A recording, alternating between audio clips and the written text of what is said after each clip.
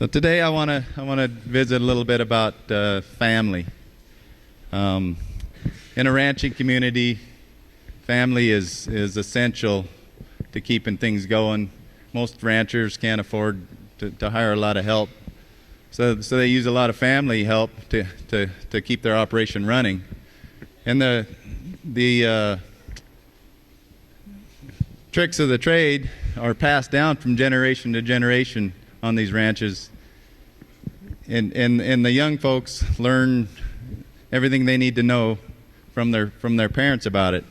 And most of the time, this is what they're learning. My nephew Lane Crutchfeld is here from the Holy Land, Montana, and he's visiting for a couple of weeks. So it's really nice to have him here. Lane's a fourth generation Montana cowboy and rancher, and his whole life he's been being prepared to take over his family's place in eastern Montana. They run a pretty big cow operation out there. So yeah, he may not want to be my family anymore. When Lane got here last Friday, I gave him his string of horses to ride for the 2 weeks, and the first one I gave him was a Halflinger pony that I've got in for training. And ever since then, Lane hasn't liked me very much. But I'll tell you what, that pony met its match. It never met an eastern Montana cowboy. He's doing things with that pony that it never thought it was going to be able to do. So I come from a big family myself up there in Montana. Most of them are still up there. I've got 6 brothers and sisters. Don't look surprised. I told you I was Catholic a while back. I don't get to see them a lot, but that doesn't mean that we're not close. I mean, I feel them all the time. And I know they're there for me. Anytime I need help, anytime I need anything, they're there. And I don't have to talk to them every day to know that. Kathy and I were talking the other day, and that's the way we feel about this community here. Never in our life have we been a part of a community or a group of people that we felt like we belonged to, and we found it here. I look out here and I see a lot of friends, but I don't even consider them friends anymore. I consider them brothers and sisters.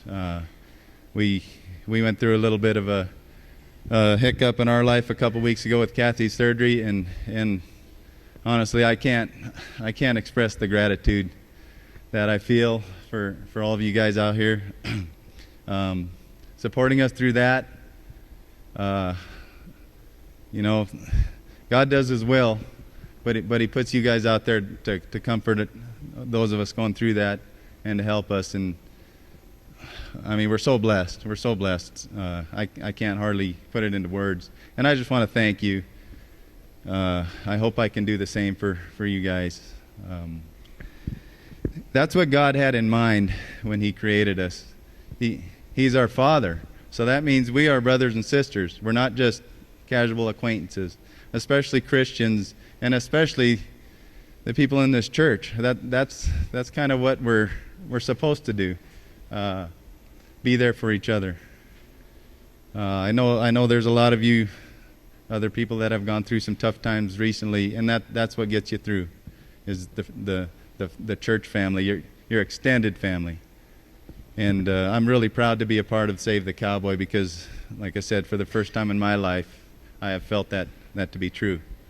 I'm going to read out of Matthew chapter 13, verse 48. Jesus asked, "Who is my mother?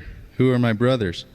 Then He pointed to His disciples and said, "Look, these are my mother and brothers. Anyone who does the will of my Father in heaven is my brother and sister and mother."